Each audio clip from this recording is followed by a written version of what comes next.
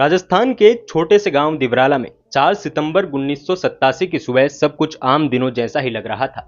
लेकिन कुछ ही घंटों में हजारों लोगों की भीड़ के सामने एक 18 साल की लड़की जलती चिता पर जिंदा फेंक दी गई।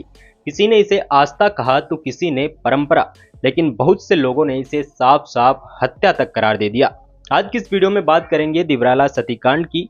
आखिर जलती हुई चिता पर बैठी रूप कंवर कौन थी, उस दिन आखिर एक्चुअल में हुआ क्या था, उसके बाद देश भर में कैसा तूफान उठा और इस एक घटना ने भारत के कानून और महिला आंदोलनों का चेहरा कैसे बदल दिया। इस पूरे कांड पर बात करें उससे पहले आपको बता देते हैं कि सती प्रथा आखिर होती क्या है। सती प्रथा वह कुप्रथा है जिसमें किसी विधवा को उसके पति की चिता पर जिंदा जला दिया जाता है या उससे स्वेच्छा से जलने की उम्मीद की जाती है।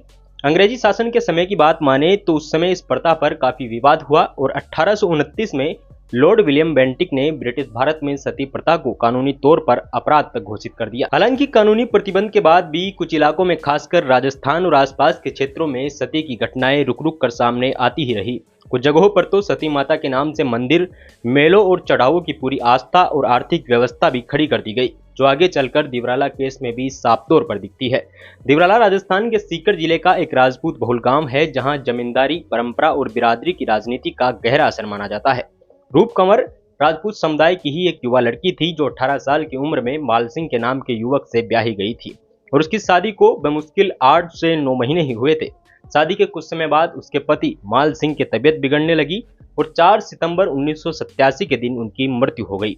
एक तरफ घर में मौत का मातम था तो दूसरी तरफ उसी दिन शाम तक कुछ लोग रूप कंवर को जिंदा जलाने और उसकी मौत का महिमा मंडन करने की तैयारियों में जुट गए। रूप कंवर की मौत को लेकर दो अलग अलग नैरेटिव सामने आए। पहला नैरेटिव यह कहता है कि रूप कंवर ने खुद सती होने का फैसला किया। इस कहानी के मुताबिक वह दुल्हन की तरह सज संवर कर 16 श्रृंगार में पति की चिता पर बैठी, गायत्री मंत्र का जाप किया और फिर आशीर्वाद देते हुए खुद को अग्नि को समर्पित कर दिया। दूसरा नैरेटिव, जो कई फैक्ट फाइंडिंग रिपोर्टों और महिला संगठनों की जांचों से निकलकर सामने आया, वो यह कहता है कि यह एक सोची समझी सामूहिक हत्या थी।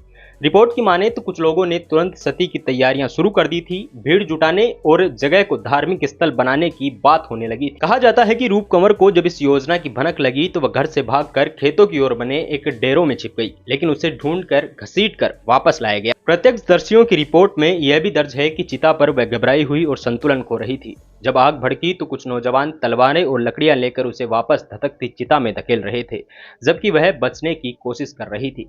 अंदाजों के मुताबिक रूप कंवर को चिता के समय और बाद में हजारों लोग दिवराला में जुटे। अगले ही दिनों में वह चुनरी चढ़ाने के कार्यक्रम, जुलूस, भजन कीर्तन और चढ़ावे शुरू हो गए, मानो किसी देवी का मंदिर स्थापित किया जा रहा हो।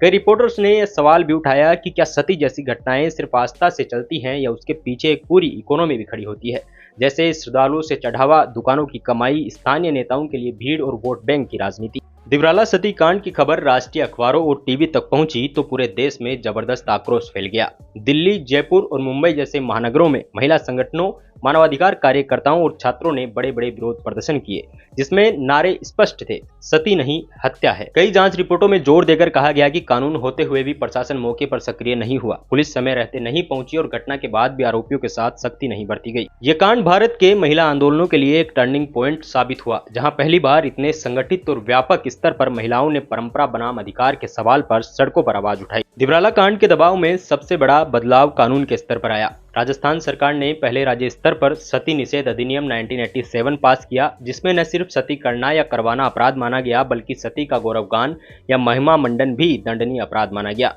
इसके तुरंत बाद केंद्र सरकार ने commission of Sati prevention act 1987 लागू किया, जो 1988 से पूरे देश में प्रभावी हुआ। इस कानून के तहत सती होने की कोशिश भी आजीवन कारावास तक की सजा दिला सकती है। किसी भी रूप में सती का महिमा मंडन, जैसे जुलूस, मेला, मंदिर बनवाना, चंदा इकट्ठा करना और भजन कार्यक्रम, ये सब अपराध की श्रेणी में आते हैं। इसके लिए कड़ी सजा और जुर्माने का प्रावधान भी किया गया। कलेक्टर और जिला मजिस्ट्रेट को यह अधिकार दिया गया कि उन्हें शक हो कि सती हो सकती है, वहां पहले से रोकथाम के लिए कदम उठाएं। भीड़ या समारोह पर पाबंदी लगाएं और जरूरत पड़े तो सती स्थलों के ढांचों को भी हटवा दिया जाए। दिवराला कांड में सती के लिए उकसावे और महिमा मंडन करने के आरोप में दर्जनों लोगों पर केस दर्ज हुआ, जिसमें रूप के ससुराल पक्ष के लोग, स्थानीय नेता और भीड़ के कुछ सदस्य शामिल थे।